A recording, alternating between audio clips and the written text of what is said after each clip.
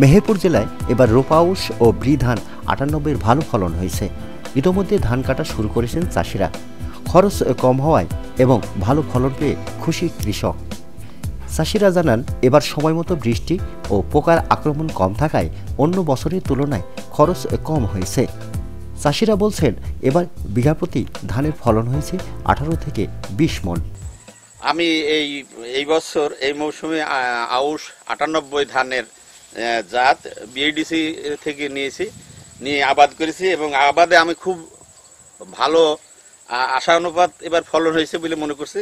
এলএমই certified বিশ্ব সেরা কপারে তৈরি ওয়ালটন কেবলস, যা আপনার স্থাপনাকে রাখবে সব সময় নিরাপদ। এবার আমাদের মাঠে আউশের ধান হচ্ছে ৯৮ ধান আমাদের এবার ফলন খুব ভালোই হয়েছে। তো আমাদের এখানে খরচ বিগত ১৫-১৬ হাজার ১৮,০০০ টাকা পর্যন্ত খরচ হয়েছে, কিন্তু এই বছরে বৃষ্টি হওয়ার কারণে ১২-১৩ হাজার টাকার মধ্যে আমরা ধানটা ইনশাল্লাহ কমপ্লিট করে ফেলেছি।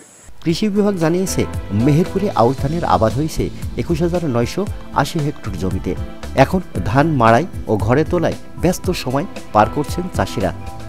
চলতি বছরে আউশ ধানের লক্ষ্যমাত্রা ছিল ২২,০২৫ হেক্টর, আমাদের অর্জন হয়েছে ২১,৯৮০ হেক্টর।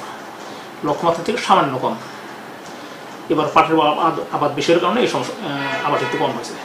তো এই বছরে ধানের যে অবস্থা, খুবই ভালো অবস্থা। এবছর প্রচুর বৃষ্টি হয়েছে। বৃষ্টির কারণে সেচ খরচ অনেক কম হয়েছে এবং মাঠের ধান খুবই ভালো আছে। রোগবালাই বা পোকামাকড়ের কোনো উপদ্রব নেই। আমরা আশা করছি কৃষক ভাইরা প্রতি বিঘা জমিতে ১৮ থেকে ২০ মণ শুকনো ধানে ফলন পাবেন।